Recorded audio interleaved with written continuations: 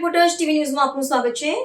જૂના ડીસામાં રહેતો પરિવાર બહાર ગામ ગયેલો હોય રાત્રિના સમયે આગ લાગતા તમામ ઘરવખરી બળી જતા પરિવાર મુશ્કેલીમાં મુકાયો। જૂના ડીસા ગોપાલનગરમાં બંધ મકાનમાં આગ લાગતા ઘરવખરી બળીને રાખ થવા પામી હતી। પ્રાપ્ત માહિતી અનુસાર જૂના ડીસા ગોપાલનગરમાં રહેતો સામાન્ય પરિવારના ઘરમાં મોડી રાત્રિના અચાનક આગ લાગી હતી। જો કે આગ લાગવાથી તમામ ઘરવખરી બળી જવા પામી હતી।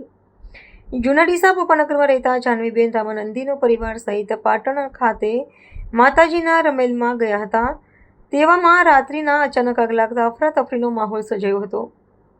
જો કે આ બાબતે આજુબાજુ રહેતા લોકોએ ફાયર બ્રિગેડમાં જાણ કરેલી, પરંતુ ફાયર ફાઇટર આવે તે પહેલા ઘરની તમામ ઘરવખરી બળી જવા પામી હતી। ઘરે રાખેલા રોકડ રકમ, કપડાં, ફ્રીજ, ટીવી, સોફા જેવા તમામ ઘરવખરી બળી જતા સામાન્ય પરિવારની આખી જિંદગી મજૂરી કરી વસાવેલી ઘરની સામગ્રી બળી જતા પરિવાર મુશ્કેલીમાં મુકાયો હતો।